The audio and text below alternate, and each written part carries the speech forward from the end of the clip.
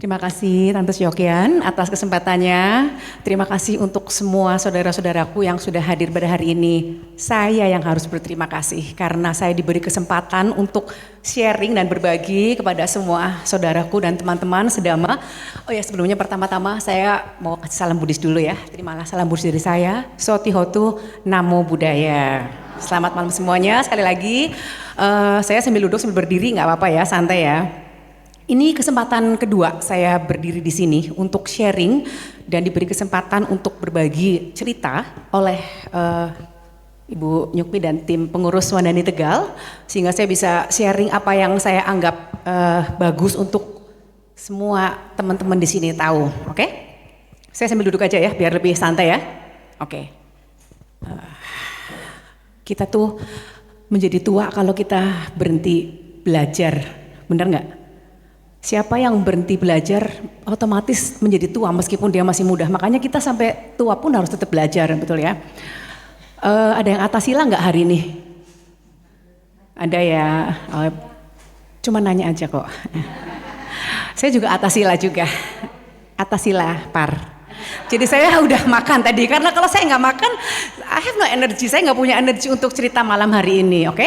Nggak terlalu lama saya mau cerita sharing aja. Yang waktu sebelumnya saya kesini tuh kan saya cerita tentang bahasa cinta ya, masih inget ya mungkin ya waktu itu ya, tentang bahasa cinta ada 5. Dan hari ini saya mau sharing tentang buku bagus yang sudah saya baca.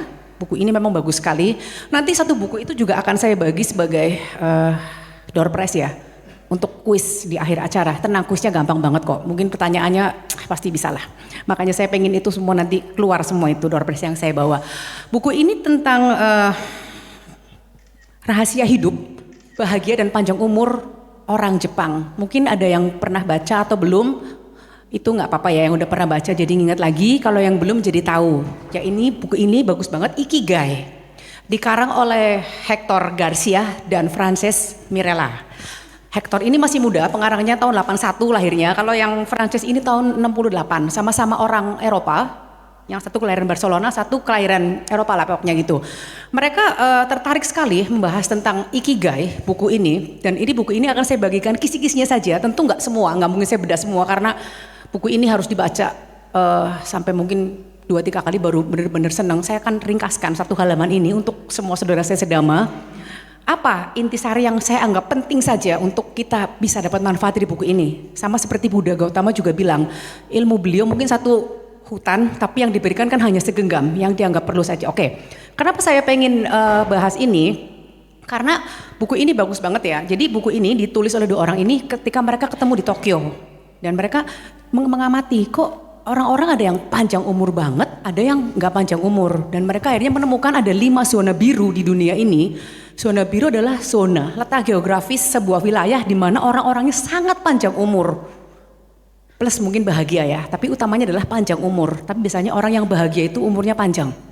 Nah, itu ada 5 di sini, mungkin bisa cari tahu sendiri. Tapi spesifikasinya buku ini membahas tentang daerah yang memiliki zona biru di Jepang, yaitu daerah yang bernama Okinawa, Pulau Okinawa. Itu pulau yang berada di selatan Jepang, yang beribu kota Naha dan baru masuk ke Jepang itu pada tahun 1879.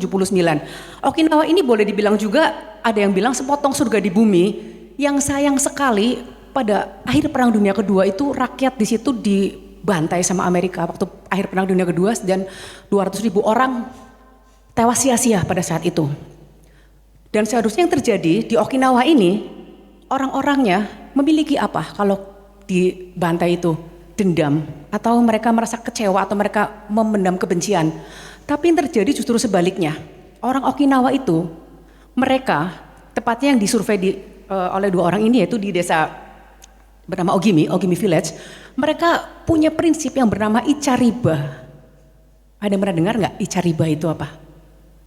Ichariba, ICHA riba itu bahasa Jepang ya. Itu prinsip dasar yang dimiliki oleh orang Okinawa, salah satu zona biru di dunia ini yang penduduknya panjang umur, yaitu Ichariba adalah tindakan yang dilakukan memperlakukan setiap orang, bahkan yang baru ditemui, layaknya seperti saudara. Jadi orang Okinawa ini mereka punya sifat positif, punya sifat pemaaf, Dan mereka dibangun dari kecil oleh sifat sebelumnya lagi yang diajarkan oleh leluhur-leluhurnya, yaitu yu'imaru. Yu'imaru adalah mereka siap bekerja sama dalam tim, dan mereka karena bekerja sama dalam tim akhirnya mereka terbiasa menekan ego. Karena orang terbiasa menekan ego akhirnya tidak sombong, dan akhirnya mereka menganggap semua orang itu sebagai saudara, mereka welcome. Di Okinawa itu para centenarian ada yang tahu artinya apa? Nanti saya akan bahas lagi centenarian. Ini kita kan mau bahasnya tentang bahagia dan panjang umur. Centenarian adalah orang-orang yang berusia di atas 100 tahun. Itu banyak ditemui di Okinawa. Kalau super centenarian adalah orang-orang yang usianya di atas 110 tahun. Itu juga ada juga. Ada 5 zona biru, tapi kita akan spesifik membahas di Okinawa saja. Karena berdasarkan buku ini, yang dibahas adalah Okinawa. Kenapa? Karena Hector dan Miralles ini, mereka menemukan perbedaan dari 5 zona biru di Okinawa. Mereka memiliki ikigai. Itu yang akan menjadi topik bahasan kita malam ini. Ikigai terdiri dari 2 buah kata, iki dan gai. Itu ada huruf kanjinya ya, tapi saya nggak bisa nulis kanji, tapi saya baca. Cuma ngulangi ya buat apalah, yang penting terjemahan aja. Iki berarti kehidupan. Gai adalah sesuatu hal yang berharga. Jadi kalau diterjemahkan secara bebas itu adalah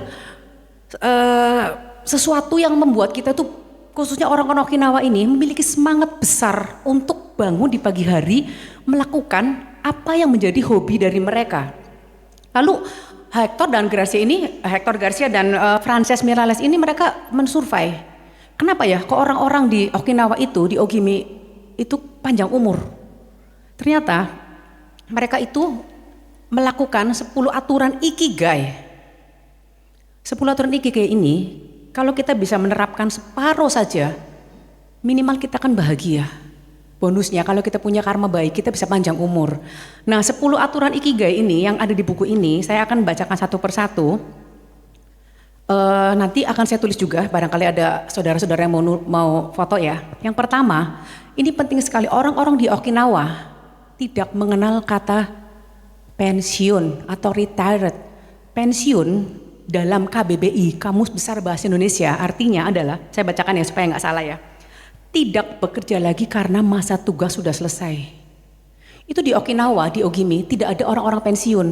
Artinya mereka itu tetap aktif, tetap bergerak, tetap bekerja sehari-hari. Jadi mereka tidak berhenti, karena kalau mereka berhenti berarti mereka menganggap sudah mati seperti itu. Mereka tetap punya kegiatan. Itu yang pertama, yaitu tetaplah aktif, jangan pensiun. Kata pensiun sendiri tidak ada di kamus bahasa Jepang. Jadi pensiun itu tidak ada. Mungkin kalau di Amerika ada retired, artinya apa? Kalau di Indonesia KBBI seperti itu, tetap aktif setelah masa tugas selesai. Dan yang kedua, ini bagus sekali ya, lebih kepada kayak mindfulness. Aturan ikigai yang kedua orang Okinawa adalah mereka perlahan saja, tidak terburu-buru. Jadi nggak gerasa gerusu, nggak gugup gitu loh. Orang kalau gerasa gerusu gugup itu, mereka banyak tidak manfaatnya daripada manfaatnya. Bisa kepaduk lah atau jatuh atau mereka lupa gugup gitu. Dan ini yang ketiga nih, ini penting sekali nih. Ini saya rasa bisa diterapkan sekali ke diri kita karena ini lagi musim Atasila juga ya. Aturan ketiga ikigai adalah jangan penuhi perut kita. Orang-orang di Okinawa, mereka hanya mengisi 80% perut mereka. Ini juga di agama Islam juga ada yang bagus ya, tulis seperti ini. Makanlah ketika lapar dan berhenti makan sebelum kenyang. Orang-orang Okinawa rata-rata tidak gemuk. Kalau saudara-saudara yang punya Netflix, itu bisa tonton ini tayangan yang tentang centenarian itu, tentang zona biru juga. Jadi jangan makan terlalu kenyang dan jangan berlebihan, makan secukupnya saja. Aturan keempat, ini penting sekali. Dari 10 aturan ikigai. Kelilingi kita dengan teman-teman dan orang-orang yang baik, yang satu frekuensi. Ini penting banget. Karena memang kadang-kadang kalau salah milih teman juga bisa umur pendek loh. Iya, kalau kita temennya tukang mabok, dibawa ke tempat mabok, pulang teler ketabrak, bisa juga bersyarat panjang umur tidak terpenuhi. Jadi itu penting sekali memiliki dan berinteraksi dengan orang baik. Karena lingkungan itu akan berbicara siapa kita. Dan yang kelima, ini wajib dilakukan, wajib banget kalau kita pengen panjang umur. Kita harus punya tekad bugar untuk hari ulang tahun kita berikutnya. Ini saya mau cerita sedikit ya, ini pengalaman yang saya alami sendiri. Waktu mami mertua saya pas Imlek kemarin kena serangan jantung dan akhirnya pasang 2 ring. Itu yang membuat mami mertua saya itu punya semangat adalah beliau menunggu hari ulang tahun berikutnya yang jatuh kemarin tanggal 27 April. Jadi punya target, tekad, saya tahun depan ulang tahun ya, saya harus sehat di ulang tahun saya berikutnya. Itu harapan adalah kekuatan untuk bertahan. Jadi ini aturan Ikigai kelima, bugarlah untuk ulang tahun Anda berikutnya at your next age. Dan yang keenam, aturan keenam, ini juga bikin panjang umur loh, penting, gampang. Saya mau ngajak semua hari ini melakukan aturan keenam. Ini juga obat anti aging terbaik, nggak perlu sering-sering ke dokter. Kayak saya ke dokter kalau lagi butuh aja 3 bulan sekali gitu ya. Yaitu senyum. Saya senyum. Nanti yang senyumnya paling bagus saya lihat dari sini, saya kasih hadiah loh. Senyum syukur-syukur ketawa. Iya beneran loh, senyum itu penting banget. Jembatan terpendek yang menghubungkan 2 orang adalah senyuman. Coba orang masuk toko saya nggak senyum, bisa nggak beli loh. Tapi kalau dia masuk ke toko saya senyumin aja. Gimana Pak? Apalagi kalau udah keluar minuman, silakan minum Pak. Pasti minimal hari ini nggak beli, dia DP buat beli besoknya. Karena senyum itu bikin cair. Makanya mama saya kan awet muda, senyum terus. Bisa bertahan dari tahun 75, toko di saat semua orang, kasih tepuk tangan dulu dong. Senyum, nggak usah mikir kita nggak punya gigi kita nggak bagus. It doesn't matter, orang nggak ada yang mikirin gigi. Yang penting kita senyum aja. Kita senyum aja orang udah seneng kok. Itu gratis loh. Senyum, salam, sopan santun itu kalau di TK-TK kan banyak seperti itu, yang paling gratis. Itu aturan yang bisa juga kita terapkan. Jadi bisa panjang umur dong kalau kita sering senyum. Manis kan senyum saya? Ya kan, oke. Yang ya senyum-senyum sendiri nanti dikira GGL, ganteng-ganteng giling. Yang ketujuh, ini bisa banget kita lakukan juga karena kita beruntung banget tinggal di Tegal. Kita punya Gucci, kita punya PAE. Yang ketujuh atau Ikigai adalah reconnecting with nature atau berhubunganlah kembali dengan alam. Ini penting banget. Saya pernah punya cerita ya, teman saya cerita itu, guru. Dia bilang ini, saya bisa ngobatin teman saya Mbak Vin. Ngobatin gimana Mas Rizky? Teman saya itu sakit, udah kayak sakitnya sakit pikiran. Saya ajak aja dia jalan-jalan ke Moga. Tiap pagi saya suruh dia ciaka nyeker, reconnecting, jadi terapi jalan kaki gitu. Tapi nggak pakai alas kaki loh, jadi benar-benar bersentuhan dengan alam. Jalan kaki di alam, berhubungan kembali dengan alam. Kita selama ini terlalu sering kan ke kota itu masuknya mall, terlalu dipenuhi dengan hidupan yang hedonis seperti itu. Jadi kita lupa bahwa kita perlu sesekali kembali ke alam. Nah orang Okinawa ini karena alamnya bagus, jadi mereka tiap hari berkoneksi, reconnecting sama alam. Yang ketujuh, kita bisa juga ke Gucci, misalnya kita bosan berendam aja, sakit pinggang mending loh kalau kita ke Gucci, pikiran bugar, nggak perlu nginep, bisa pulang. Habis menginep sana villanya sekarang mahal-mahal ya, di sana pasnya juga susah lagi, males ya. Dan yang ke-8, ini bisa juga dilakukan. Ini saya pernah dapat kata-kata bagus ya, gampang tapi susah loh. Yaitu kalau bahasa Inggrisnya grateful, bahasa Indonesianya grateful means bersyukur. Syukur yang paling gampang adalah napas ini belum hilang dari badan kita, belum terlepas dari raga kita. Jadi masih banyak sekali hal-hal yang bisa kita lakukan. Seperti semalam itu kan, tema desananya adalah tentang kematian kan. Terlambat kalau udah itu. Jadi kita harus bersyukur. Kalau kita banyak bersyukur, kita akan semakin ingin memberikan kebaikan. Kalau kita nggak pernah bersyukur, kita akan selalu merasa kurang. Akhirnya kita batin kita itu bentuk-bentuk pikirannya yang masuk kayaknya aku paling sial gini, akhirnya meretradasi mental kita. Ini aturan ke-8 dari Ikigai. Dan yang ke-9, ini ajaran Buddha banget ya, hiduplah pada saat ini. Itu kalau dikaitkan dengan ajaran Buddha adalah konsentrasi benar. Kalau kita konsentrasi benar, itu kita akan selalu ingat loh, nggak gampang lupa. Hidup pada saat ini artinya apa? Kita naruh remote di sini, ya kita ingat. Naruh jam di sini ingat, nggak bentar-bentar nanya, aku tadi naruh di mana ya? Itu kita nggak hidup pada saat ini. Mungkin hidup di masa lalu atau kita terlalu mengkhawatirkan masa depan. Jadi itu penting sekali hidup pada saat ini. Hidup pada saat ini berkaitan juga dengan yang nomor 2 tadi, perlahan-lahan, jangan buru-buru. Jadi kalau hidup pada saat ini, ya udah orang lain bisa menunggu. Yang paling penting kita hidup saat ini. Makan juga, lagi makan ya makan. Lagi jalan-jalan ya jalan-jalan gitu. Jadi ketika kita ngadepin anak kita, ya kita hidup pada saat itu. Jangan pada saat kita ngadepin anak kita ngitung-ngitung gitu. Sesekali mungkin kita lupa, tapi begitu kita balik lagi, oh ya aku hidup saat ini, aku sedang ngadepin anakku supaya dia gak sakit hati, supaya dia tetap percaya.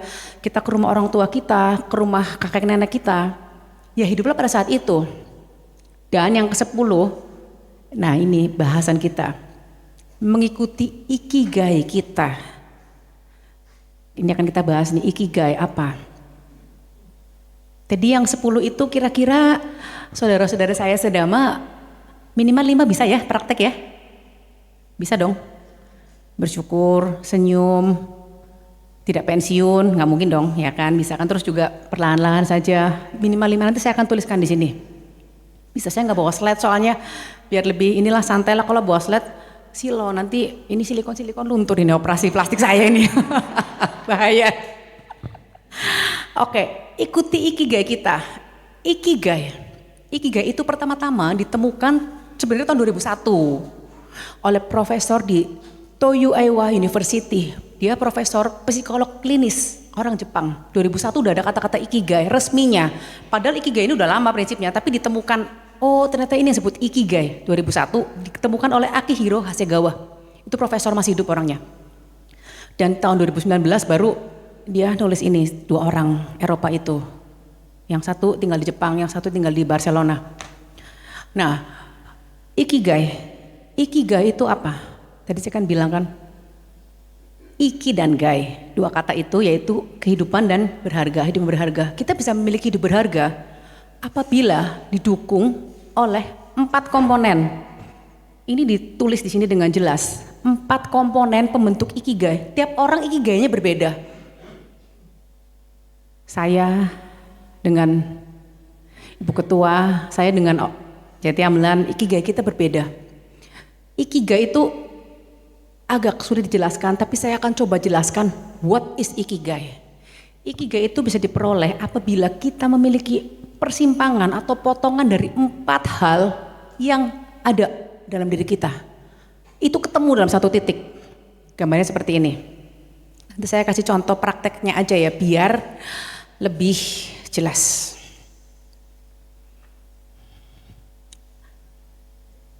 Ini ada 4 lingkaran. 4 lingkaran itu unsur-unsur membentuk ikigai kita. Ikigai itu adanya di sini.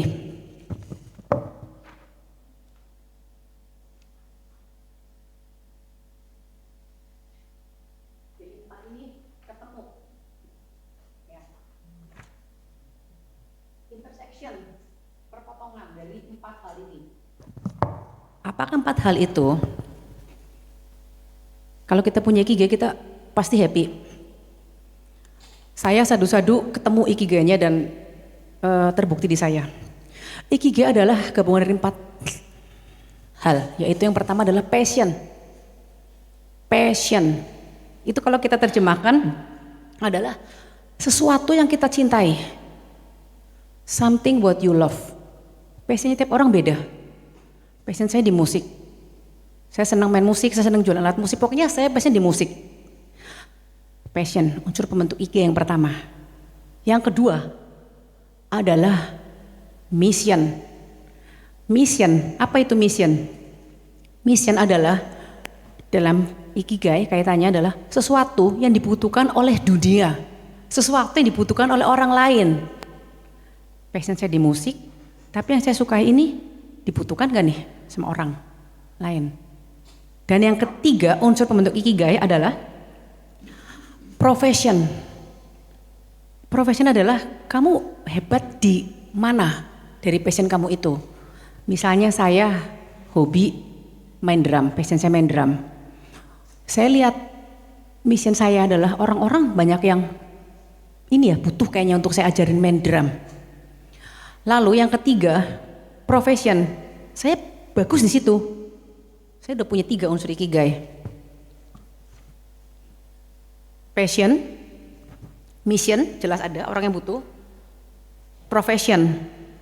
Tapi ini belum bisa bikin kita punya ikigai, kecuali Anda anak Sultan Brunei, Anda tidak butuh unsur keempat ini. Unsur keempat ini adalah vocation. Vocation apa itu? Ini kalau bahasa Inggrisnya, what you can paid for. Sesuatu yang memungkinkan Anda dibayar atau mendapatkan hasil karena passion Anda itu. Jadi kalau 4 unsur ini terpenuhi, ikigai dapat. Pertama kita punya passion, kita misinya nyampe, kita profesinya kita hebat situ ada. Yang keempat, ini yang paling penting, bahan bakarnya, vocation, sesuatu yang bisa menghasilkan. Oke, taruhlah mungkin tidak selalu berupa uang ya, tapi kita ibaratnya kita dengan keahlian itu kita bisa banyak dapat privilege, itu kita dapat ikigai kita seperti itu. Kita dapat misalnya orang yang mau kemana, udah kamu pakai hotel saya, kamu kemana, itu kan kamu dibayar untuk apa yang kamu bisa, itu juga privilege seperti itu. Jadi 4 hal ini kalau ketemu di sini, kita punya ikigai, dijelaskan seperti itu. Nah, orang-orang di Okinawa, mereka itu punya seperti ini. Mereka passionnya itu jelas nggak muluk-muluk. Misinya jelas, saling melengkapi, kebutuhannya mereka saling memenuhi sendiri.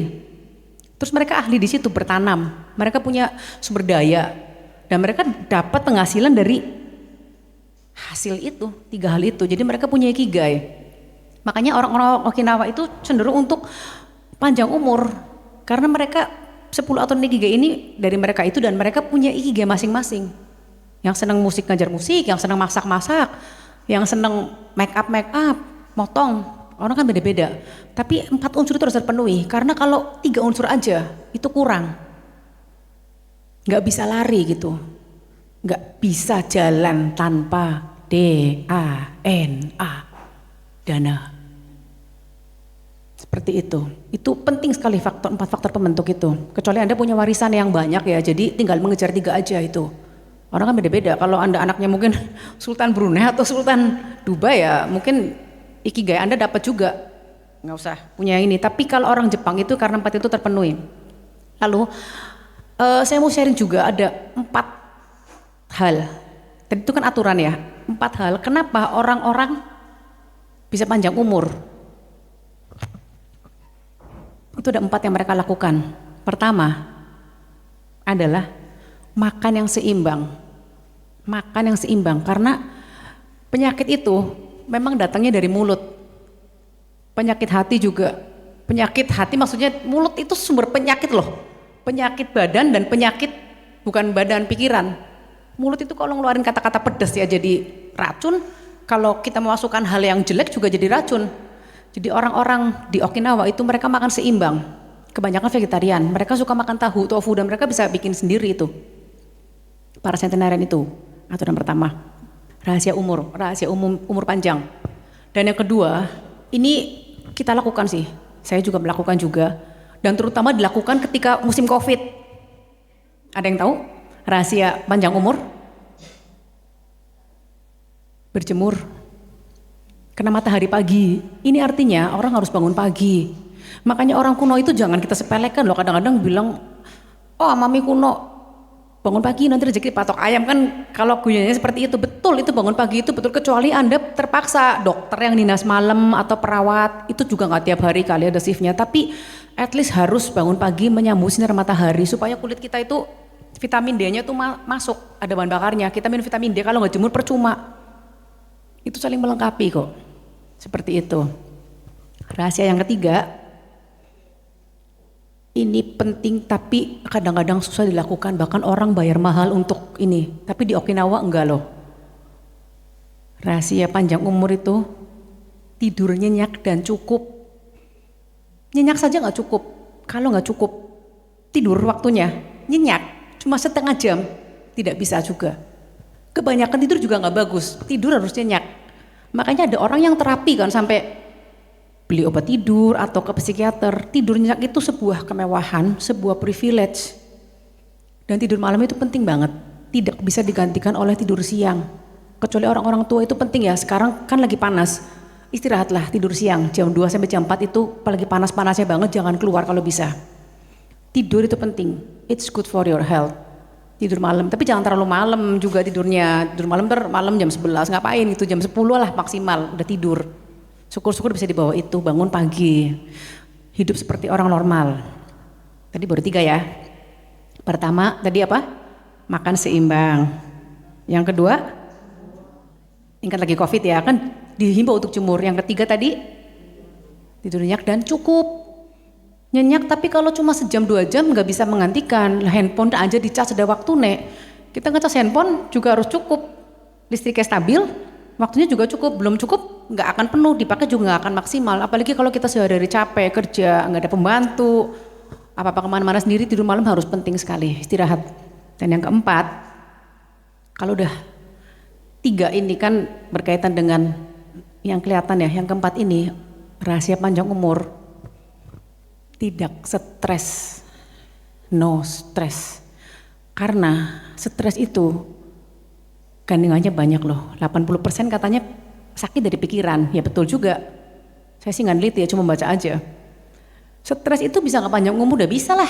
Orang suicide, orang bunuh diri juga karena stres. Itu umur pendek dibikin sendiri seperti itu.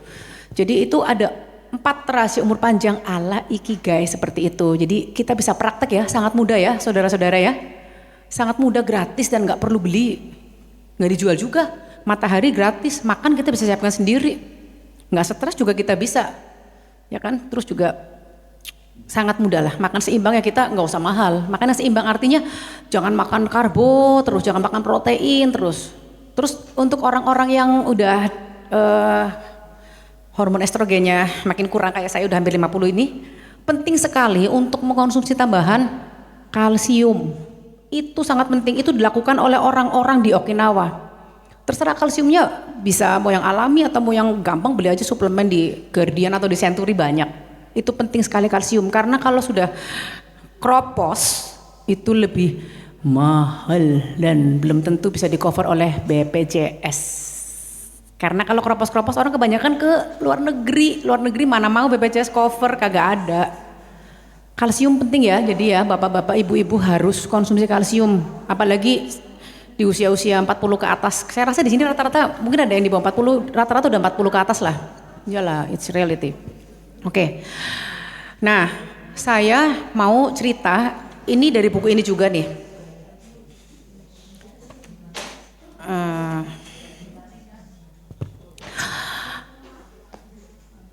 Dari buku ini disebutkan ada 5 nama orang di dunia ini yang super centenarian. Disurvei juga sama oleh Hector dan Miralles. Apa rahasia mereka panjang umur? Mau tahu nggak 5 orang ini siapa? Umurnya berapa? Dan apa rahasia panjang umurnya? Nanti kita bisa belajar dari mereka. Belajar itu kan dari siapa aja, nggak harus dari orang yang satu agama, satu usia, satu lokasi.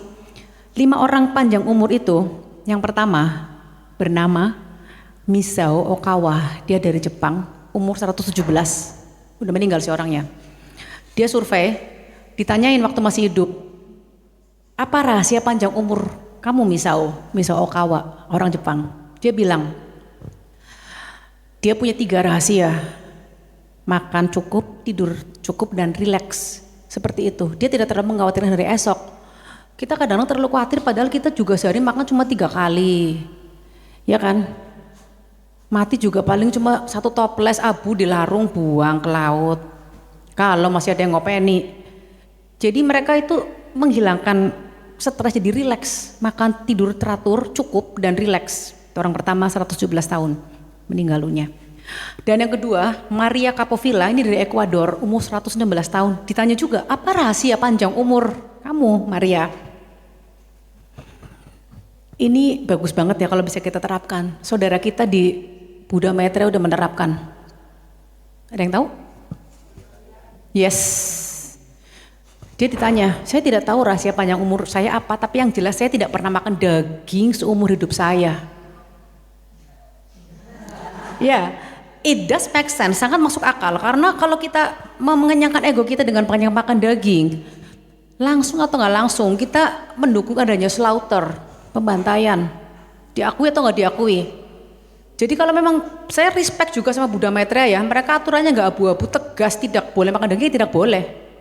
Nggak ada ini itu. Thank you so much. Makasih ya, Cek. Dan orang yang ketiga, nah ini super centenarian nih. Ini yang paling tua, umur 122 dari Perancis, namanya Jean Calment. Dia ditanya, rahasia panjang umurnya apa sih? Ini orang panjang umur rata-rata punya seperti ini nih. Berkebalikan dari orang yang suka ngamuk-ngamuk, orang yang suka marah-marah, maksudnya yang high temper itu bisa umur pendek. Kadang kalau lagi marah tiba-tiba gebrak meja, marah gitu, mati juga ada kan, pecah pembuluh darah. Si Jean Calment ini umur 122 tahun ditanya rahasia panjang umurnya apa? Saya tidak punya rahasia apa, saya punya hanya selera humor. Bahkan ketika matanya redup, dia nggak bisa jalan pun dia masih bisa ketawa. Orang yang punya selera humor cenderung lebih bahagia, menyikapi apa itu don't take it so serius, tidak terlalu serius. Meninggal umur 122. Dan ini yang orang keempat, ini kayaknya dia ini mengikuti ajaran Buddha kali ya, yang diajarkan atas sila. Walter Brueggemann dari Amerika, dia laki-laki. Dia ditanya, kamu rahasia panjang umurnya apa? Saya nggak rakus makan, saya hanya makan 2 kali 1 hari. Dan dia selalu bilang, saya nggak pernah mikirin tentang kematian. Sampai akhirnya kematian itu datang menyebut dia tahun 2011. Jalani hidup. Walter Brueggemann, dia meninggal umur 114 dari Amerika. Nah ini penting nih, orang kelima nih, ini orang Polandia. Orang Polandia. Polis sebutannya, orang Polandia sebut polis. Alexander Imich, umur berapa dia? 111, 111, 111 tahun. Ini sangat mudah kita praktekkan dan ini juga sangat berkaitan dengan ajaran Buddha juga, yaitu sila kelima. Ditanya, disurvei juga, kenapa bisa panjang umur? Dia itu tidak pernah minum alkohol atau zat-zat yang memabukkan. Karena biasanya pemabuk itu yang rusak adalah hepar atau hatinya. Dan hati itu pusat metabolisme tubuh adanya di hati. Memang bisa ganti hati ya kalau duitnya banyak kayak Dahlan Iskan, duitnya akeh ke Cina. Halah kalau yang pas-pasan ganti hati, hatinya siapa yang mau diganti? Yang mau diimplan juga, mungkin saudaranya mau, duitnya ada enggak? Jadi lebih baik daripada kita keluar duit lebih mahal, lebih baik kita mencegah. Jangan minum alkohol, gunanya apa? Orang minum alkohol itu perutnya gede, pasti gedenya gede karena yang harus bisa dicegah. Orang yang suka minum seperti itu. Dan juga Alexander Imich tanya juga, dia punya pedoman kedua sampai akhirnya dia meninggal. Dia berpikir tidak terlalu serius atau berpikir santai seperti itu. Jadi orang-orang panjang umur ini ditanya seperti itu, rahasianya apa ya? Seperti itu. 5 orang ini, Misao Okawa 117 tahun dari Jepang, yang satu dari Ekuador, Maria Coppola, Jean Calment dari Prancis, dan Walter Brueggemann, dan yang terakhir dari Poland, Alexander Imich. Seperti itu. Itu beda-beda dan bisa kita terapkan, tidak harus sama persis, tapi at least kita ambil yang kita yakin bener lah. Tanya hati kita, hati kan cermin yang paling jujur. Kalau kita nggak anggap, aku minum alkohol panjang umur aja ya silakan. Tapi ini berdasarkan yang ditanya seperti itu. Oh ya, saya mau bacain juga ini ya, ada yang bagus. Ini saya udah baca buku ini 2-3 kali, tapi saya udah saringkan yang benar-benar bagus aja. Yaitu halaman 124. Untuk merefresh kembali. Dia melakukan ini loh, serius 100 wawancara. Dan dia 2 orang ini mereka menguliskan ulang supaya nggak lupa tentang bagaimana supaya panjang umur. Juga yang dilakukan oleh orang-orang, pertama, kurangilah rasa khawatir, jangan khawatir berlebihan. Khawatir itu kadang-kadang yang gede itu khawatirnya, yang kejadiannya malah belum tentu, jadi nggak ada gunanya khawatir itu. Bodoh kalau khawatir itu loh. Kalau memang udah terjadi, ya terjadi aja gitu. Khawatir itu hanya membunuh kesenangan hari ini. Dan yang kedua, tumbuhkanlah kebiasaan baik. Kebiasaan baik itu bikin kita happy. Mau yang berkebun-berkebun, yang nanam sayur, yang jahit-jahit, melukis-melukis. Yang kedua, Dan yang ketiga, yang tadi saya bilang itu, milikilah persahabatan yang baik. Karena kalau kita tidak berbicara setiap hari dengan orang yang kita cintai, kita sayangi, hidup rasanya hampa. Tidak harus pasangan loh. Jadi bisa juga teman, saudara, orang tua, adik yang kita nyaman, kita bicara sama dia. Makanya kadang-kadang ada orang menikah lagi ya ketika pasangan hidupnya meninggal. Itu bukan semata-mata ini orang ganjen kayak gini, bukan. Mereka tuh butuh teman ngobrol. Jadi kita jangan menghakimi orang yang udah sendirian terus menikah lagi, biarin aja. Bukan hanya masalah seks kalau menikah itu. 80%-nya adalah ngobrol. Ya. Dan yang keempat, tadi juga ringkasannya. Ya thank you, tapi saya makanya nanti. Saya udah atasi lapar soalnya tadi. Hiduplah dengan tidak tergesa-gesa. Dan yang kelima yang terakhir adalah selalu optimis. Optimis ini gampang tapi susah loh. Kadang-kadang kita pesimis yang lebih gede. Sedangkan kalau kita optimis, itu kita yakin separuh benar. Misalnya kita pengen belajar make up, kita optimis aja, kita pasti bisa. Separuh benar pasti. Tapi kalau kita udah pesimis dulu, aku nggak bisa ya, aku udah kecil hati, aku pengen ini kayaknya nanti terjadi loh. Hukum tarik menarik, law of attraction, itu akan sangat terjadi. Seperti itu. Jadi rahasia hidup bahagia dan umur panjang orang Jepang itu ada di buku ini yang dikarang oleh dua orang hebat ini. Yang Hector Garcia ini tahun 81 lahirnya, dan dia adalah seorang geek atau kutu buku, makanya pinter ya. Orang kalau biasa membaca, itu literasinya membaca bagus, dia biasanya pandai menulis. Saya pernah bilang juga ya, ketika kita ingin menulis satu buku itu kita minimal baca buku 14 sudah minimal itu, baru bisa nulis bagus.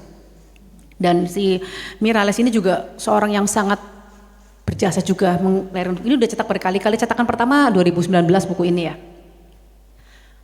Dan ini buku ini ada buku keduanya. Ini buku lanjutannya, tapi saya nggak akan bahas karena terlalu panjang. Nanti mungkin di next season lah, di session berikutnya ya, entah kapan kalau saya ada kesempatan lagi. Ini Kige Journey, perjalanan Kige. Nah di buku ini ada yang bagus ya, 13 kebaikan. Ini mau saya bacakan singkat aja nggak? Biar tahu 13 kebaikan itu apa yang bisa kita lakukan. Saya baca singkat aja ya.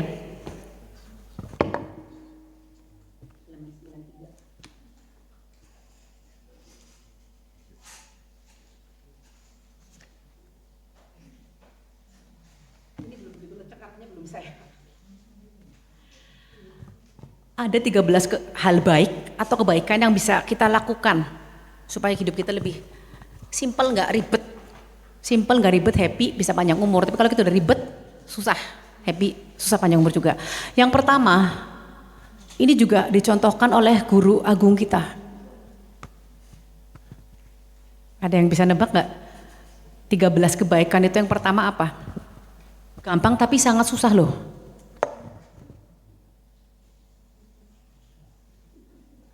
Kalau kita lihat Biku, Bante, yang kita lihat pertama kali apa? Yang kita bisa tanamkan dalam diri kita, oh orang ini sederhana.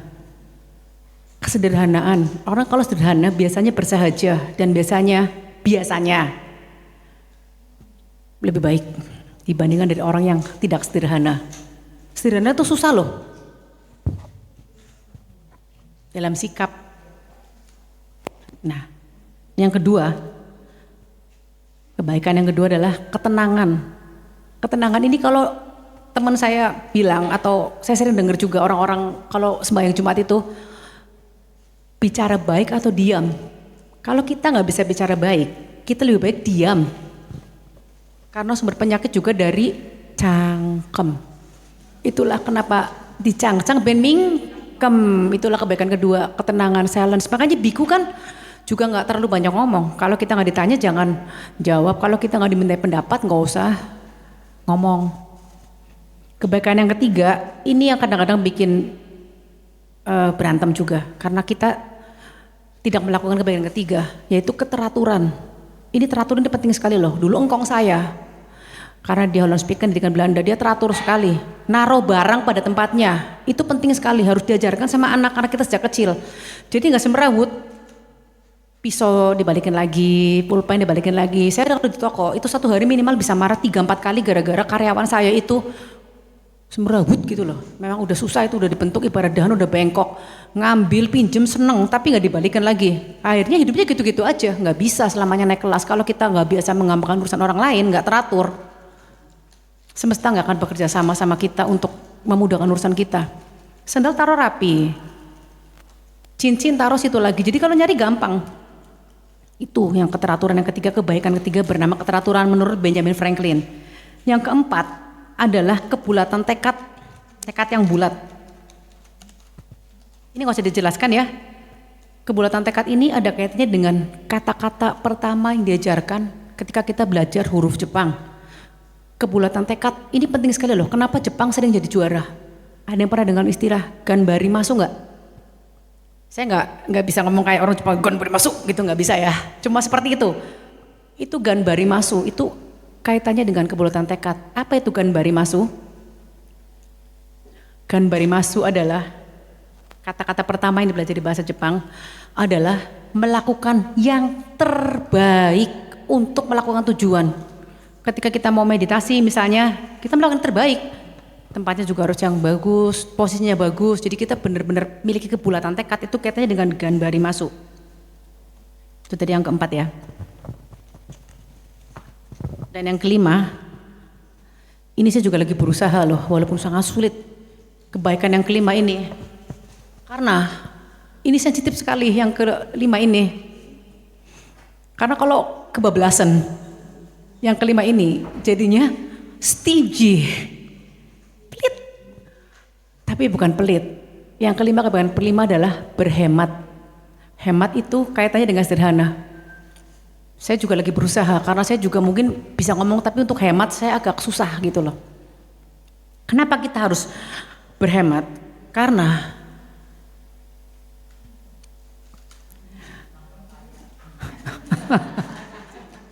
tidak harus jadi kaya loh untuk hemat loh. Kalau dapat lotre, kita boros beli lotre dapat jebret juga langsung kaya. Kenapa kita harus hemat? Yang bisa jawaban terbaik, kenapa kita harus hemat? Saya kasih hadiah tuh, satu. Keluar deh, pertama biar nggak pada ngantuk. Itu jawabannya tidak ada yang benar, tidak ada yang salah, tapi nanti saya akan nilai di luar jawaban yang fix seperti apa. Ada yang bisa kasih jawaban nggak? Kenapa kita harus berhemat? Bukan pelit ya, hemat itu bukan pelit, sangat beda. Nih, akan saya keluarkan yang mau menjawab kenapa sih kita harus hemat. Bukan pelit, kalau pelit itu kita harus keluar, kita nggak keluar. Hemat itu keluar seperlunya, tapi kenapa kita harus hemat?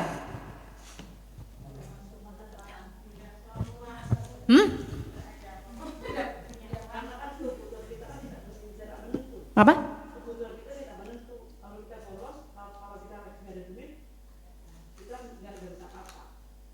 Sementara penghasilan tidak pasti dan pengeluaran itu pasti. Betul sekali. This is for you. Supaya lebih glowing, I give you this. Kasih tepuk tangan dong Susi. Betul sekali, kita harus hemat. Alasannya adalah pemasukan itu tidak pasti. Mau sekaya apapun Anda, pemasukan nggak akan pasti loh. Apalagi sekarang, coba ke BCA prioritas, Mandiri prioritas, BRI prioritas. Biasa kita antrian udah nomor 48, 49, kita masuk jam yang sama baru nomor 26. Duitnya nggak ada, malah BCA-nya yang tanya sama saya, uang pada kemana? Bayangkan loh. Pendapatan itu tidak pasti, pengeluaran pasti. Kita karyawan berangkat nggak dibayar, mau mereka minggat, demo, laporin ke Disnaker. Dan yang paling penting itu kenapa kita harus berhemat? Itu karena untuk wihara ini juga berlaku ya, harus hemat juga. Uang, Cien, fulus adalah sumber daya yang terbatas, resource yang terbatas. Apapun yang berkaitan dengan uang, mau apa, batu bara juga terbatas, ada masa pakainya. Sumber daya alam dikeruk terus habis juga, semuanya terbatas kaitannya dengan uang. Jadi kita itu harus berhemat. Apalagi zaman-zaman sekarang ini ya, dolar udah 16.300 loh. Lebih susah, barang udah naik, PPN juga udah naik 12%. Itu yang kelima, kebaikan yang kelima. Kebaikan yang kelima, tadi kelima. Ini yang mau keenam. Yang keenam adalah, ini penting sekali, terutama untuk yang masih muda-muda, adalah ketekunan. Tekun itu artinya ulet. Kalau kita tekun, ibaratnya ada pepatah ya, gunung pun bisa kita pindahkan. Tekun itu penting sekali untuk jadi.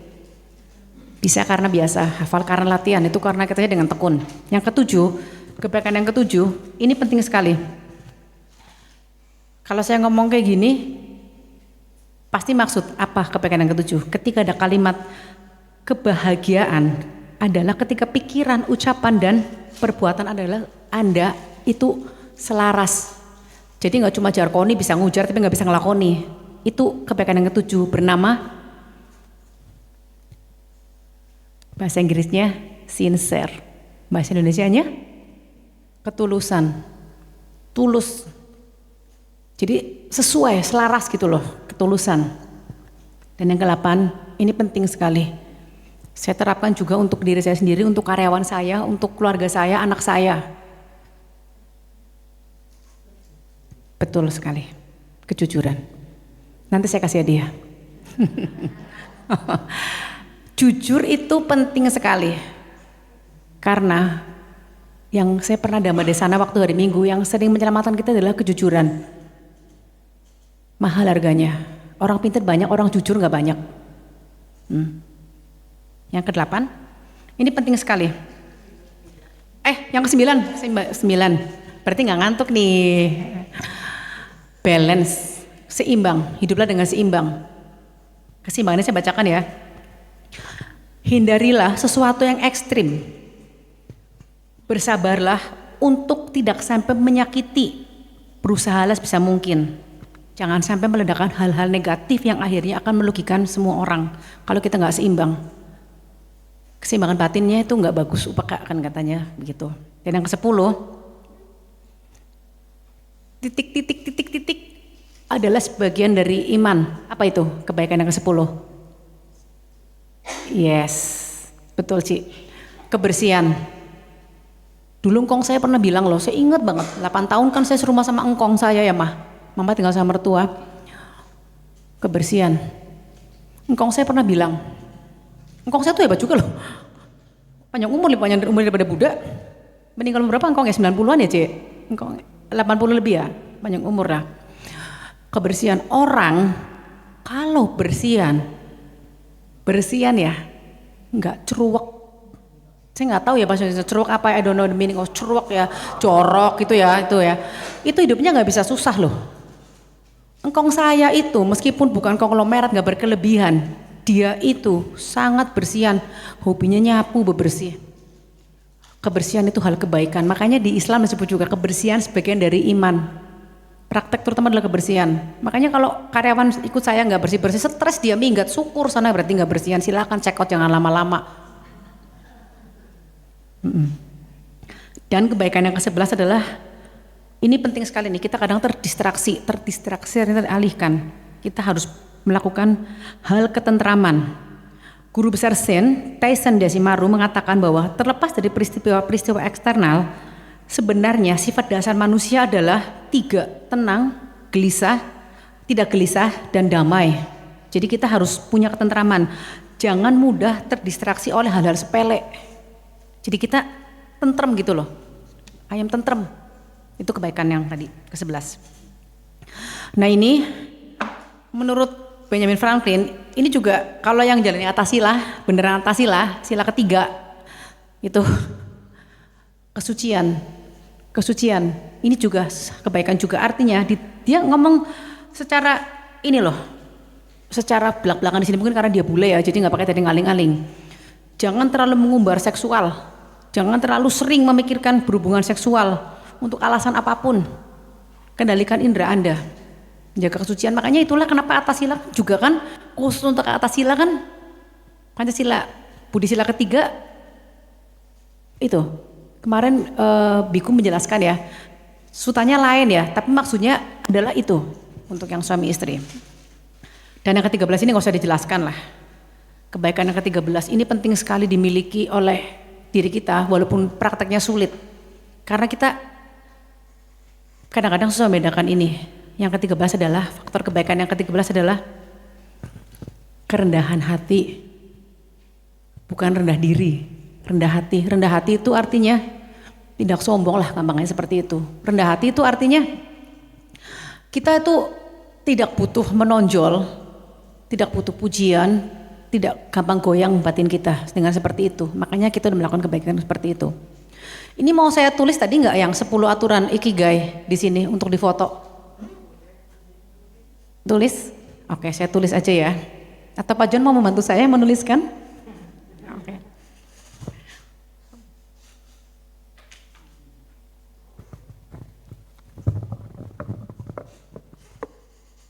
Jadi tinggal difoto ya nanti ya.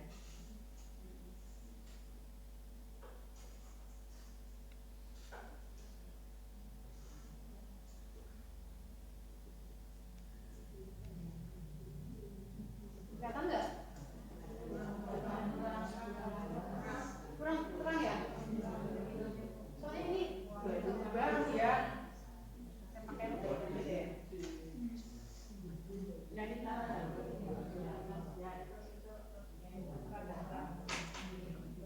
ya.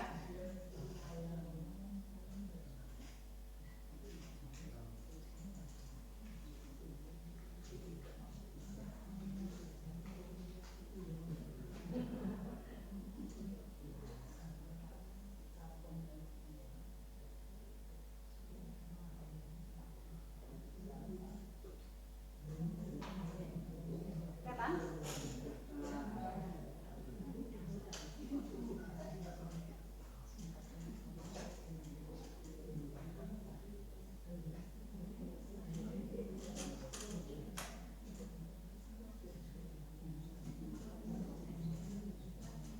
Terang kelihatannya bagus, tapi giliran tulis bisa baca nggak?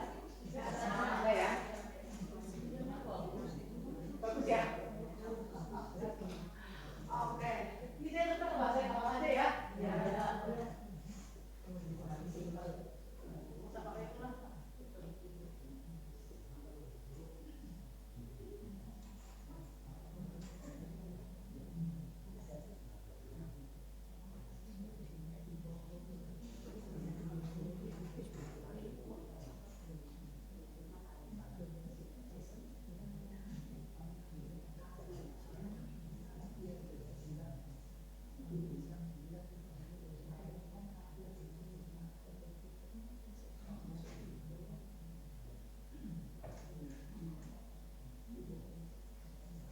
Sebenarnya kan dulu saya hafal cuma pengen sesuai tadi dengan saya dengan janji biar fakta yang seperti ini ya.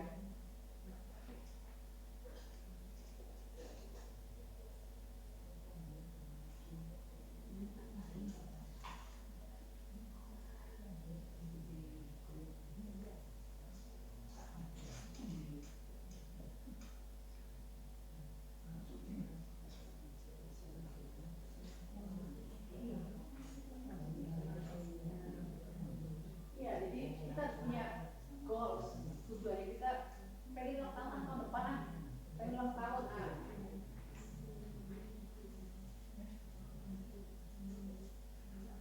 Iya ya.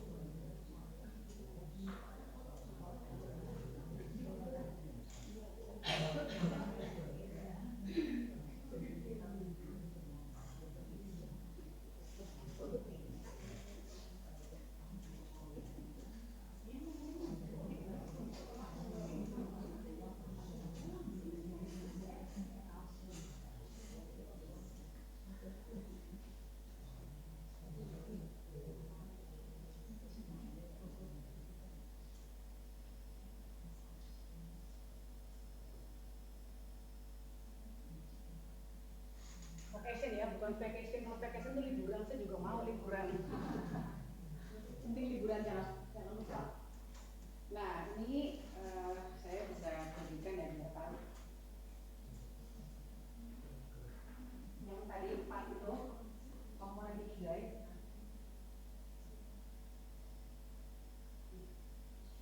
Passion, apa jadi gairah kita?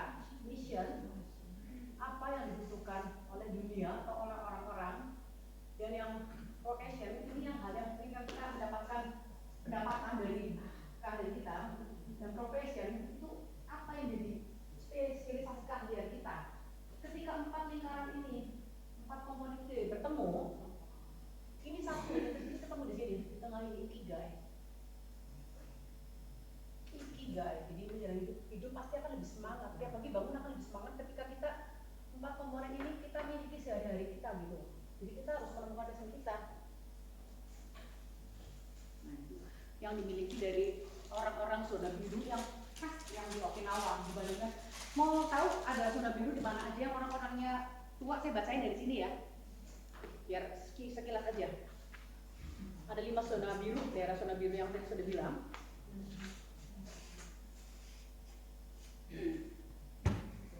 5 zona biru di dunia ini. Okinawa menempati posisi pertama di antara 5 zona biru. Zona biru ini dikenal juga the blue zones. Jamak ya. Yang pertama Okinawa. Kedua, Okinawa di Jepang ya. Yang kedua, Sardinia. Sardinia itu adanya di Italia. Orang-orangnya juga panjang umur. Mereka di Italia ini, di pulau ini ya, provinsi ini mereka tuh orang-orangnya makan sayur setiap harinya. Yang ketiga, ini di Amerika, Loma Linda di California. Pernah dengar ya Loma Linda ya, Loma Linda? Mereka melihat di sini juga orang-orangnya panjang umur. Itu Loma Linda. Yang pertama tadi Okinawa, yang kedua Italia karena makannya sayur kebanyakan ya. Yang ketiga di Amerika. Yang keempat di Semenanjung Nicoya, ini Costa Rica. Penduduk di Costa Rica itu hebat sekali. Setelah umur 90 tahun pun mereka tetap aktif dan mereka tiap hari bangun pukul 5.30. Ini di Costa Rica. Ya, terus yang kelima di Greece Yunani, itu namanya Ikaria. 1 dari setiap 3 penduduk pulau di dekat pantai Turki ini, dekat Turki, berusia lebih dari 90 tahun. Dia dapat julukan The Island of the Long Life, Pulau Panjang Umur. Jadi 5 zona biru. Tapi tadi kita spesifikasinya membahas di Okinawa, Jepang, karena ini buku ini membahasnya di Jepang. Karena si Hector Garcia ini kerjanya di Twitter Jepang waktu mereka ngobrol-ngobrol di Tokyo soal ini. Nanti kapan-kapan kalau ada kesempatan saya bisa bahas ini buku Ikigai The Journey lanjutannya. Ini dari 2 buku. Pertama ini terus mereka bikin lagi yang kedua ini. Ini barangkali mau dibawa. Jadi tulis kira-kira saya udah punya apa aja gitu ya. Ikigai saya tuh apa gitu. Kalau belum ya kita temukan gitu. Jadi tetaplah aktif sampai tua. Tidak harus ibaratnya untuk cari duit gitu. Makanya saya bilang papa mama saya itu jangan pensiun ya, karena pensiun itu kalau orang udah demensia, pikun, itu frustasi gitu. Kadang-kadang kerja tuh bukan cuma mencari uang, tapi mencari hiburan, ketemu orang, ada seninya tawar-menawar gitu di toko atau nego ketika kita, meskipun toko kita kadang-kadang harga pas, kita kan ketika kulak barang juga nego, bisa tambah diskon lagi enggak, saya bayar cash keras nih gitu. Itu ada seninya juga. Dan di buku ini juga dibilang, walaupun mungkin banyak yang nggak mengamini, stres dalam level yang sedikit itu bagus buat jantung. Jadi kalau orang sama sekali nggak pernah stres, akhirnya mereka juga nggak ngerti juga untuk bersyukur. Begitu, seperti itu. Jadi ini kurang lebih yang tadi saya udah sharing. Kenapa saya sharing ini? Karena saya menganggap dan saya berharap apa yang saya sharing itu bisa memberikan ilmu, info yang bisa kita praktekkan sehingga kita seperti Guru Agung kita pernah bilang kan, tujuan hidup umat Buddha kan nomor 1 hidup bahagia. Makanya buku ini sangat cocok sekali untuk saya sharingkan malam ini. Hidup bahagia, panjang umur. Semua orang saya rasa pengen panjang umur loh. Karena ya buktinya apa? Sakit aja kita ke dokter, yo duit tinggal sedikit, asal bisa sembuh, bagjano mah didol. Asal sembuh semua orang pengen itu panjang umur. Jadi boleh memikirkan kematian, tapi jangan terlalu mikirin kematian gitu loh. Ini kalau kita terlalu fokus kematian kita jadi nggak it's intermezzo, it's okay. Distraction, ini pengalih, ini faktor pengalih ini. Keep fokus. Seperti itu. Jadi ya memang semoga bisa bermanfaat buat saudara-saudara saya sharing malam ini, karena saya diberi kesempatan, saya yang berterima kasih karena saya punya kesempatan untuk berbagi. Semoga juga kita bisa praktek minimal ini kalau dijalankan separuh aja kita bisa. Kita ada potensi untuk bahagia dan panjang umur. Sisanya tinggal adu karma. Dan kita kan nggak tahu karma kita mau sampai umur berapa. Tapi at least kalau kita udah menjalankan ini, semua betul loh. Kita tetap aktif, jangan pensiun. Berjalan, orang kalau jalan itu kan ibarat kemarin kalau Romo Seno Halim bilang satu botol aqua diisi pasir dikocok itu kan gerak semua, sama seperti tadi saya barusan WA sama Pak Saki yang punya RSI, dia bilang olahraga terbaik itu untuk yang paling aman selain berenang, kalau berenang mungkin repot ya harus ke kolam renang, ke porit dan lain-lain, adalah jalan kaki. Olahraga terbaik adalah jalan kaki karena gerak semua itu. Pompa darah terbaik adalah ketika jalan kaki ke jantung. Tapi jalan kaki juga kira-kira, jangan ongrongan, mendingan jalan kaki belasan kilo. Cukupnya aja muter alun-alun semampunya di target. Makanya kan ada untuk orang tua tidak harus 10.000 langkah satu hari, bisa 4.500 aja bagus. Yang penting jalan. Ini di buku ini malah ada kata-kata pahit banget loh. Cuma tadi saya mau ngomong nggak enak juga. Tapi karena udah terlanjur saya ngomong aja ya. Anda pengen cepat mati katanya di buku ini ada. Nanti yang dapat kuis itu bisa baca. Pengen cepat mati gampang katanya. Perbanyaklah duduk. Perbanyak duduk. Makanya kadang-kadang orang habis makan jangan duduk kan. No, itu ekstrim, tidak ekstrim. Tidak ada sebut juga tadi aturan yang tidak boleh ekstrim. Seperti itu. Jadi semoga kita bisa praktek ini. Jangan terburu-buru juga, jadi nggak kepaduk atau nggak kena belai gitu seperti itu. Dan yang ketiga, ini saya juga lagi coba terapkan ya, isi perut kita 80% aja, jangan terlalu kenyang. Apalagi makin tua kita makin nggak butuh banyak makan kok, butuhnya makanan rohani. Lebih baik kita banyak memberi daripada masuk. Makanan itu juga sumber daya, kalau nggak habis segera kita bagikan. Jangan membuang sumber daya sementara di belahan dunia lain banyak orang yang kelaparan seperti itu. Yang keempat, itu penting kita jangan lupa, pasti bisa keliling dengan baik, kita sortir teman-teman kita harus diayaki gitu loh. Yang satu frekuensi. Yang kelima, bugar ya, harus bugar, jalan kaki aja kalau mau gampang. Nggak usah lah mikir-mikir, ini di Okinawa nggak ada satupun orang fitness loh. Di buku ini ada, nanti yang dapat buku bisa baca. Tidak ada mereka angkat besi itu, tidak ada sama sekali. Walaupun saya sekarang lagi fitness, tapi di buku ini tidak ada. Nah orang zaman dulu juga kan fitness juga nggak begitu tahu. Paling orang Romawi yang petengah six-pack seperti itu kan.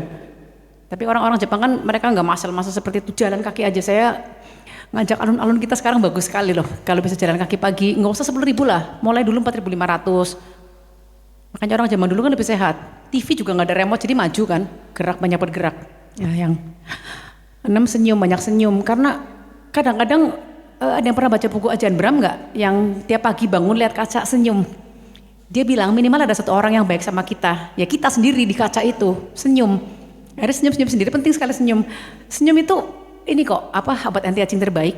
Saya ini belum botok loh, walaupun kerutan-kerutan ada karena saya banyak senyum. Senyum-senyum sendiri sama kucing saya, sama anjing saya, nggak apa-apa. Happy, kalau kita happy nggak usah malu tunjukin kita happy daripada kita bersengut terus. Kan ada pepatah Cina, orang kalau nggak bisa senyum nggak usah buka toko. Iya, penting sekali. Terus 7, berhubungan kembali dengan alam. Bisa juga ke alam tuh, pantai alam indah ke PAI. Jalan-jalan ciaka, jalan kaki seperti itu ya. Terus ke-8 bersyukur. Bersyukur ini terbaik kapan? 2 kali 1 hari. Pagi ketika kita bangun dan ketika mau tidur. Bersyukur itu 2 kali 1 hari, nggak usah kebanyakan lah, repot. Banyak-banyak ngapain nanti syukur-syukur terus syukur. Lama-lama syukurin lagi. Dan yang ke-9, hiduplah pada saat ini. Nggak usah terlalu kecewa masa lalu, itu ibarat spion makanya lebih kecil, dan tidak usah terlalu mencemaskan masa depan, udah ada hitungan kamarnya sendiri. Kalau memang itu rezekinya kita, dapatlah. Kalau itu belum rezeki ya udah. Kita toh juga nggak punya cita-cita, aku pengen punya ini rumah di Beverly Hills, apartemen di Marina Bay Sands, kejauhan, udah hidup pada saat ini. Kita ini sudah selamat dari pandemi aja kemarin, harusnya bersyukur banget. Kita ini semua survivor loh. Di saat tiap hari buka WA minimal 4, saya pernah 1 hari transfer 5 orang tua siswa yang saya kan bendahara Pius. Sampai takut buka handphone, tapi saya harus buka handphone karena tiap hari buka handphone pernah 5 1 hari transferin. M-banking nalangi dulu. Uang PayPal gitu. Kan pada saat itu kan begitu meninggal langsung kubur. Jadi orang Chinese kan harus transfer pada saat itu, kalau udah itu kan nggak bisa lewat hari. Kita ini selamat dari pandemi aja udah sebuah hal yang luar biasa loh. Di saat pasti kita ada yang kita kenal meninggal kan ketika pandemi kemarin kan. Makanya kita harus bersyukur hidup pada saat ini, jangan terlalu itu. Dan yang 10 sebisa mungkin ikuti ikigai kita. Ikigai kita itu tadi gabungan dari 4 hal itu yang ketemu di sini. Monggo kalau mau dibagi silakan, barangkali buat diisi di rumah, dicari ini apa ya, aku udah ini sama ini belum ketemu ya, kalau ini sama ini cuma 2 gitu. Oke. Terus habis ini saya mau ini dong, bagi-bagi kebahagiaan ceritanya. Oke. Silakan dicatat ya. Saya tuh ikut Mondani baru ya, jadi terima kasih kesempatan untuk ini. Saya udah ngisi juga loh Tante Syokian, udah saya kirim juga. Anak 1 udah ngisi, anak 2, anaknya cuma 1, anak 3 skip. Iya dong, anak cuma ada 1, makanya saya paling nggak suka kalau ditanya anaknya berapa sih? 1, kok cuma 1? Hello, who are you nanya-nanya anak, agama, umur, itu paling nggak sopan sebenarnya, sekalian curhat ya. Jadi ibu-ibu bapak jangan suka tanya, kamu udah nikah belum? Yang udah nikah, anaknya berapa? Laki semua. 1 lagi cewek, itu nggak sopan. Kita lebih baik bicara baik atau diam. Sehingga itu perbuatan baik yang kedua. Jadi itu ketenangan. Ya. Terus ini saya mau bikin kuis. Karena kalau kuis ini gampang lah. Saya mau bagi hadiah dulu. Untuk kuis ya.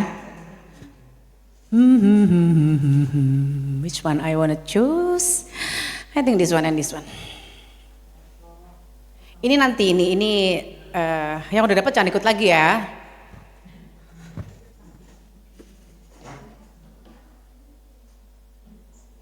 Kuis tapi nanti. Nah, apakah ini semua yang buat kuis itu 3? Ini akan saya bagikan sebagai hadiah kuis dan terima kasih saya sudah pada mau dengerin omongan saya yang kadang-kadang ya nggak usah terlalu dipercaya, kadang-kadang saya juga bohong-bohong dikit loh. Oke. Ini bukan kuis ya, yang di sini ini bukan kuis. Tapi ini saya akan berikan untuk, saya udah rundingan sama suami saya sih. Mungkin nilainya nggak seberapa, nggak berharga juga. Saudara-saudara bisa beli semua. Tapi ini adalah bentuk apresiasi saya untuk saudara-saudara saya sedama. Ini akan saya bagikan. Mungkin yang pertama saya akan berikan kepada mama saya dulu ya. Dibalik namanya Mama Puspa. Ini belum pernah saya kasih mah karena ini baru ini. Ya, ini bagus buat mama. Terima kasih. Kenapa saya berikan kepada mama saya? Ini salah satu tolak ukurnya adalah orang yang mau repot. Karena orang yang mau repot, mau meresikokan apapun, itu saya sangat appreciate. Ini buat mama. Meskipun mama bisa beli ini 3 truk mungkin, pakai duitnya sendiri, itu banyak loh dia. Tapi saya beri ini murahan, nggak apa-apa ya, Ma. Yang penting kan buat pencitraan biar kelihatan orang baik.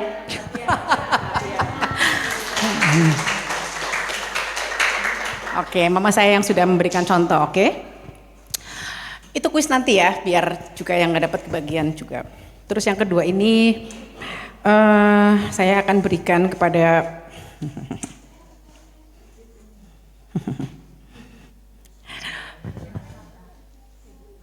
Ibu Ketua Wandani kita. Terima kasih sudah mengayomi. Semoga bermanfaat. Jadi iya dong, ya. Karena ini adalah Anda mau repot juga masuk kategori saya dengan suami saya. Saya memilih orang-orang yang hidupnya mau repot, mau merepotkan diri untuk, kalau orang muslim bilang, untuk kemaslahatan umat, seperti itu.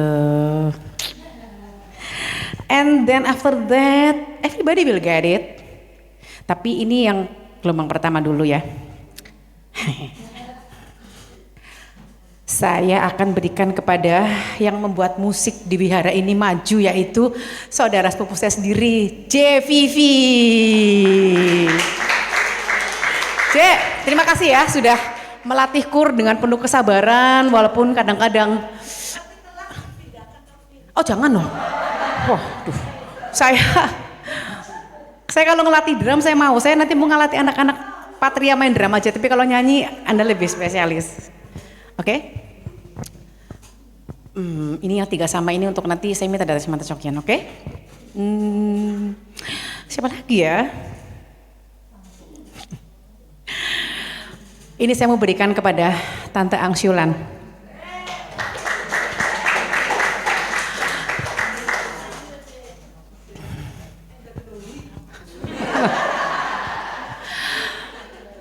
Tante kan sering muter-muter. Panasan loh, ya dong? Ini matahari lagi jahanam banget loh. Panas sekali, iya. Jangan bilang, aku udah tua gak perlu ngerawat diri. No.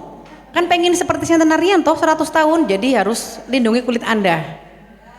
Pakai lotion. Yes.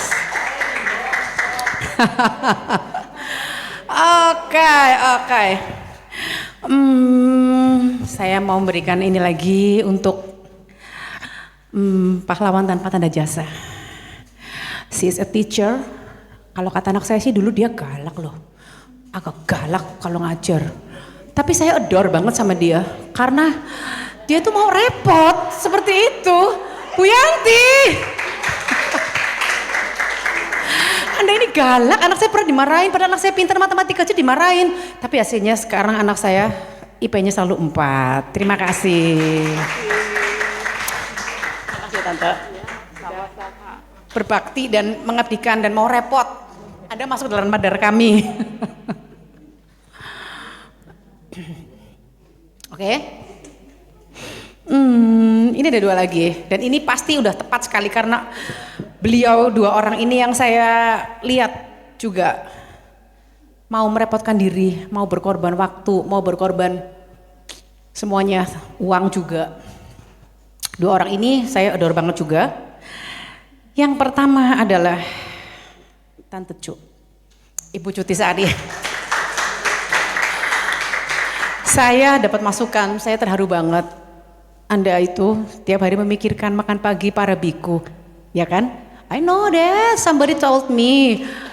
Memberikan dana makan pagi karena takut barangkali gak ada yang dana, saya aja yang dana 50.000 1 hari, dia titipkan duitnya loh di Mas Is. Betul Mas Is, saya gak ngadi-ngadi.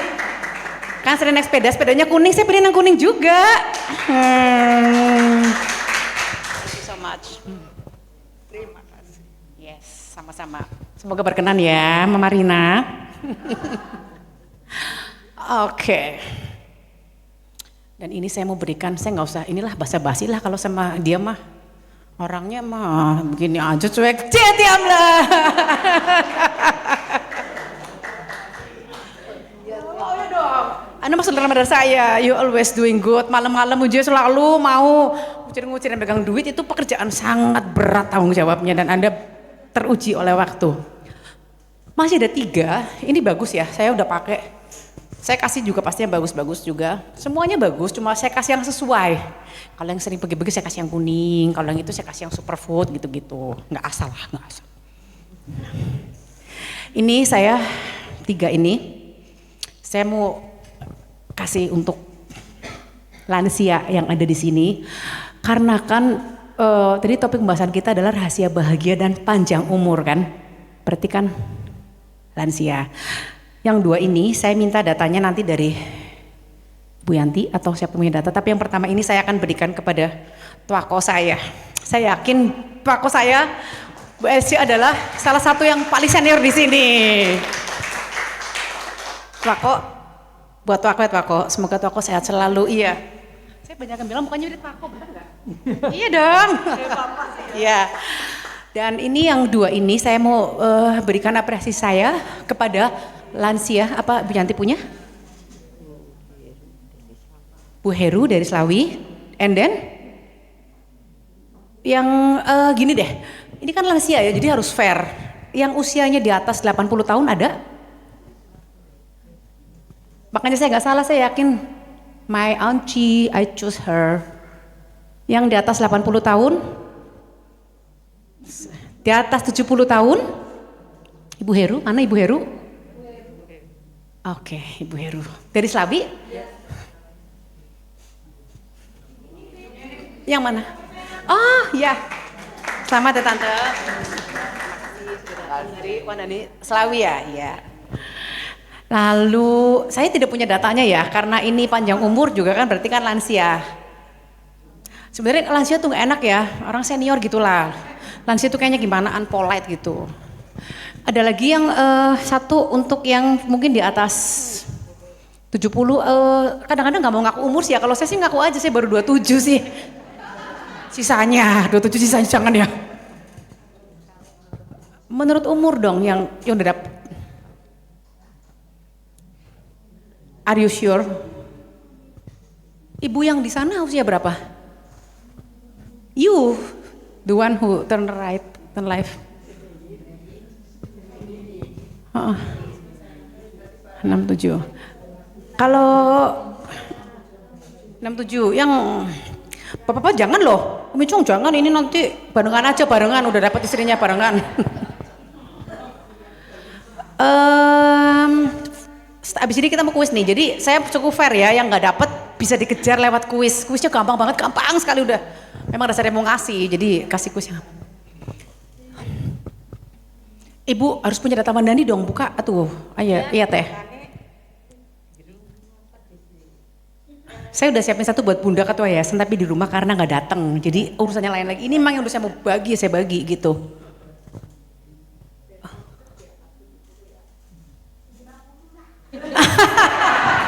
Bagjane. Kata J Fungse, Tante Fungse, aku bisa tuku dewek timbang konangan umure. Oke, this is for you. Atas pengabdiannya ini fotonya juga sangat senior, terkenal ya. Terima kasih ya Tante ya, awet muda selalu. Oke. Udah ya, sudah saya bagikan ya. Ini saya mau kuis.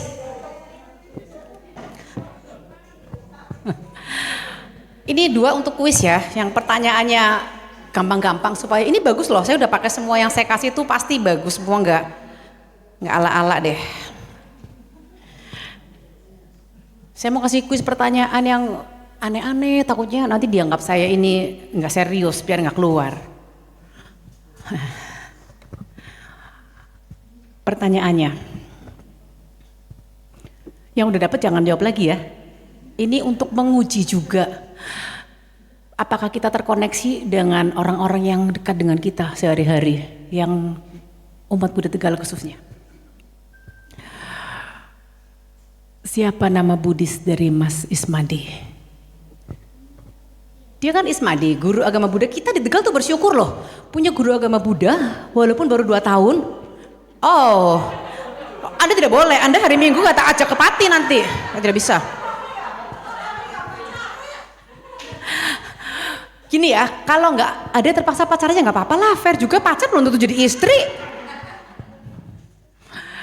Saya memberikan apresiasi ke Mas Is karena Mas Is itu sangat mengabdi untuk di sini. Beliau mengajar di, kalau nggak salah 3 sekolahan ya Mas Is, THK, PHB, GIS nggak ya? Oke, mengajar. Jadi Mas Is beliau ini menggantikan Pak Yanto. Kita kan hanya taunya Mas Is, Mas Ais, tapi beliau punya nama Buddhis loh. Yang udah dapat jangan loh, tentu nanti tahu nanti dapat lagi Anda. Nggak ada yang tahu. Ya udah pacarnya nggak apa-apa deh. Pacarnya tadi sini dong. Berdua sini Mas Is. Saya mau kenal Mas Is ini. Nggak maju gua kasih yang lain, gampang susah-susah amat. Siapa? Ah dia udah pacarnya dulu ya maju nanti. Oh iya. Ini 31 ya. Tulis.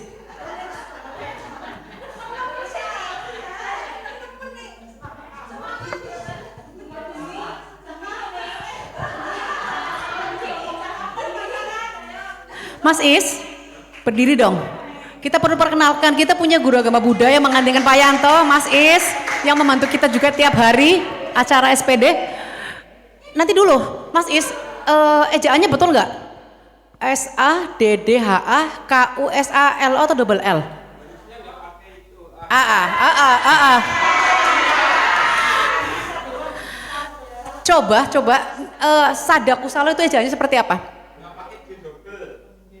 Sada, coba tulis yang benar gimana? Soalnya nama itu penting sekali ya, penulisan. Makanya kemarin kan Bante juga bilang kan, pindah patah, double T dan single T itu artinya beda. Saya sangat sensitif sama nama itu, harus jangan sampai salah.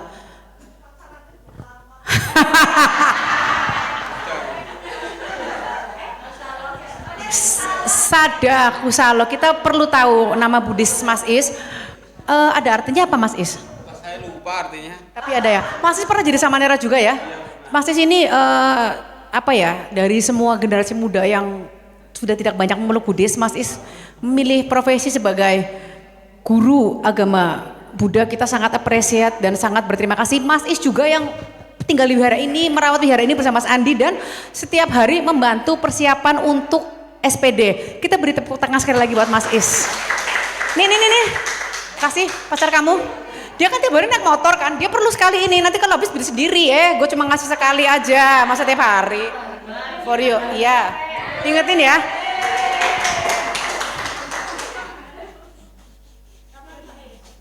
Oh iya, tadi saya kan orangnya jujur ya. Karena ada kejujuran, jadi saya berikan kepada Tatsyan Gyok. Tadi senjawab kejujuran betul. Jujur, honest, this is for you. Ini bagus loh ya. Terima kasih. Nah, ini tadi sebenarnya saya mau kasih kuisnya bukan itu. Udah saya siapin. Tapi terlalu gampang. Jadi saya ganti yang agak susah sedikit. Tapi nggak apa-apa lah, saya kasih buat Oni biar Oni semangat. Tadinya saya mau kasih kuisnya begini. Tapi idenya udah habis. Mau kasih pertanyaan gampang sih sebenarnya, tapi udah habis ya.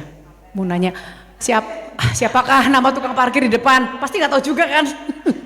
Kita perlu tahu loh nama-nama orang sekitar sini. Jadi Mas Is nama lengkapnya siapa, nama Buddhisnya, tukang parkir depan namanya siapa, supir wihara namanya siapa, itu kita perlu tahu. Karena waktu itu ada cerita sedikit ya, yang orang terjebak di gedung es, itu dia tiap hari menyapa sama satpamnya. Terus dia ingat satpam itu, kok ini satu orang belum keluar ya, terus satpam itu masuk lagi. Karena si orang ini tahu nama satpamnya, sebetulnya namanya A ya. Zaman BBM itu kan berita beredar, BlackBerry Messenger, pegawai pabrik es yang gudang dingin itu, dia keluar tiap hari dia nyapa satpamnya, misalnya namanya Ahmad gitu ya. Pak Ahmad, suatu hari jam 4 sore semua pegawai keluar, Pak Ahmad ini gak ada yang manggil. Terus dia nyari si cewek ini siapa ya, saya namanya Sari ini kemana ya. Terus dia masuk, si Sari itu lagi kejebak di itu, pernah denger ya cerita Borek. Jadi kita perlu mengenal orang-orang sekeliling kita, tahulah siapa nama tukang parkir dekat rumah kita, siapa orang-orang yang suka mangkal, tukang becak di dekat rumah kita, nama lengkapnya. Karena itu penting. Kalau orang zaman dulu bilang itu, taburilah dengan bunga sepanjang jalan yang kita lewati. Ya bukan berarti kita nabur bunga kayak mau itu. Nabur bunga itu kan artinya kan itu bahasa kiasan ya. Kalau kita ada makanan kita berbagi sama mereka. Ya kan bukan berarti lagi boros, bukan berarti kita lagi nggak berhemat, tapi kita itu berbagi gitu. Jadi tadi saya mau nanya sebenarnya ini, siapa nama kusir Pangeran Siddhartha, tapi kan terlalu gampang ya. Siapa nama kuda Pangeran Siddhartha kan terlalu gampang, jadi saya udahlah wis yang umum-umum saja. Oke. Ini saya mau bagikan satu buku ini. Ini buku ini ada di Gramedia Tegal, tapi stoknya nggak banyak ya. Saya kemarin lihat, ini saya beli di Jakarta. Ini di Tegal ada, mungkin kayak di Gramet tinggal 6 atau 7 mungkin bisa beli bagi yang nggak dapat kuis. Jadi Untuk buku ini saya akan berikan kepada satu orang yang bisa menjawab. Yang sudah dapat jangan lagi ya, kecuali terpaksa nanti nggak ada deh. Tidak boleh buka handphone loh. Ayo John cek, tidak boleh buka handphone karena jawabannya tinggal Google zaman sekarang. Tapi saya nggak mau itu, saya mau maju ke depan untuk menulis jawaban dari pertanyaan ini. Guru agung kita, Buddha Gautama, kita semua sama-sama respect dan berterima kasih ya kepada Buddha karena sudah membukakan jalan. Terima kasih ini penting sekali, makanya Buddha kan juga mengajarkan dan menceritakan waktu setelah mencapai penerangan sempurna, selain beliau memandang pohon Bodhi terus menerus juga menemui guru-gurunya 5 petapa dan 2 orang petapa yang mengajari beliau. Untuk buku ini saya mau kuisnya berkaitan dengan agama Buddha, agama yang saya yakini dan saya peluk sejak saya kecil. Sebutkan 2 nama petapa yang merupakan guru awal Pangeran Siddhartha, dan tadi malam sudah disebut oleh Romo Seno Halim. Maju ke depan tante kalau tahu. Tulis namanya dengan tepat ejaannya. Tidak bisa diomongkan, saya pengen tulisannya benar, ejaannya harus benar. Ejaannya harus benar. 2 orang ya. Pertama siapa, kedua siapa? Tadi malam Romo Seno Halim juga.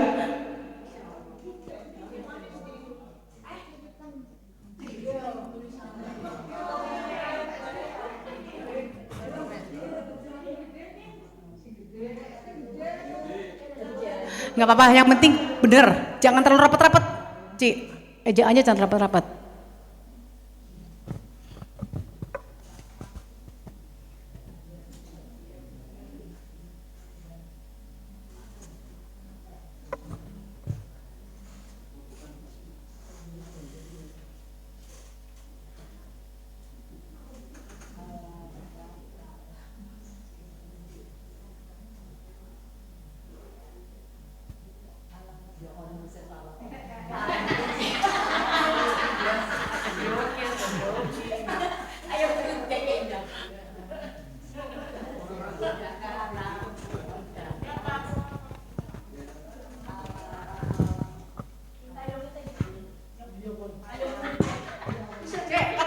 Sebut namanya siapa? Kalau nyebut kan kadang-kadang kita gampang ya.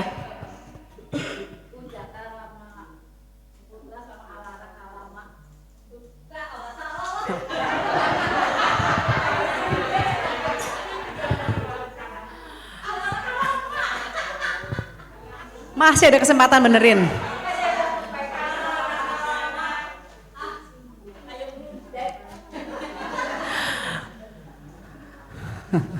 Itu yakin Putra? Di India ada nama Putra emang? Putra nama Jawa. Kalau ada Putra it's masih ada kesempatan benerin. Putra nggak ada nama Putra di India.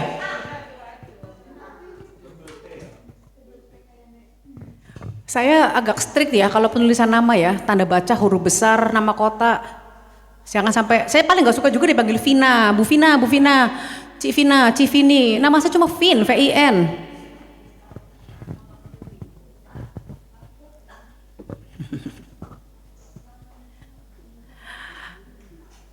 Saya sangat menghargai, walaupun belum sempurna, tapi Anda hebat. Manakah guru yang pertama? Ini kebalik sebenarnya.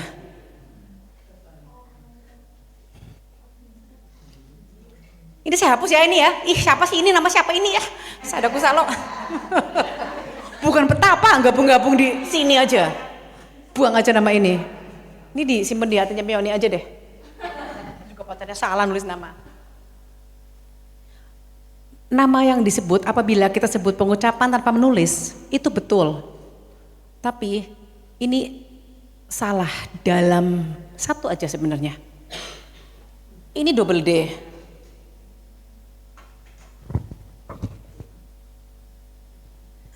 Dan ini nyambung.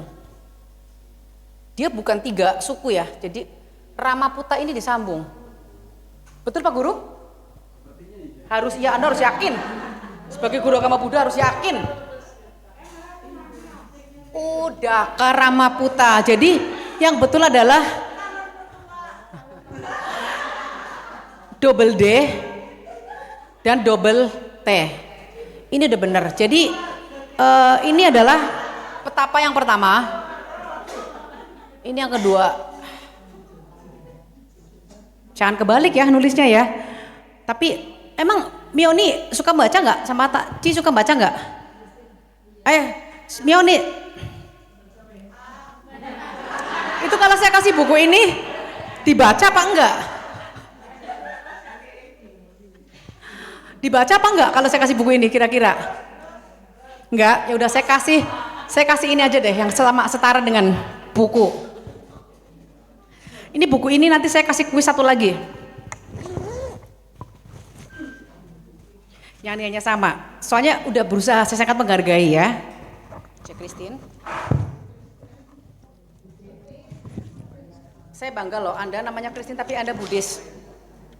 Saya kasih merah-merah aja. Senilai buku ini. Maju dong sini. Sebab buku ini juga harganya 99.500. Mungkin sih saudara-saudara semua bisa beli sendiri ya, murah. Tapi kalau dikasih kan seneng. Tapi saya tanya dulu, dibaca apa enggak? Kalau nggak dibaca, mendingan nggak usah. Saya kasih duit aja, bisa buat ke McDonald. Sama-sama Ji. Ya oke. Karma baik berbuah.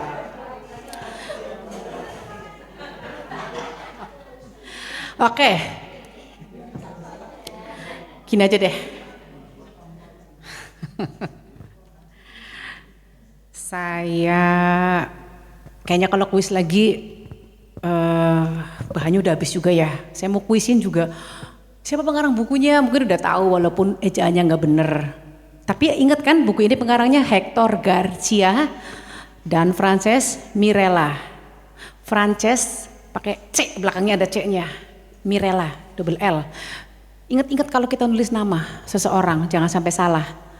Misalnya namanya Edi, E-D-I, belakangnya pakai Y. Nggak laku itu kalau salah transfer gitu. Ya kan? Jonathan.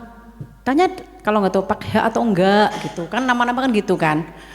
Jason, tanya itu ejaannya seperti apa? Ada loh yang nulis nama anak saya J-E-S-E-N. Ya memang nggak salah karena nama salah saya, nama kebarat-baratan Jason dibaca Jason itu. Jadi kita harus bener gitu ya. Oke, jadi gini aja deh. Karena udah malam dan mau nunggu-nunggu arisan kan, duit kan penting. Ini buku ini karena bagus banget dan tiba-tiba saya terketuk untuk memberikan buku ini tanpa kuis. Yang saya sangat yakin apabila buku ini saya berikan kepada beliau, ini pasti akan dibaca dan akan disarikan ulang dan dibagikan lagi tulisannya sehingga makin banyak lagi yang mendapatkan manfaat. Itulah meneruskan kebaikan. Saya akan berikan buku ini, saya merinding nih, untuk Om Incong.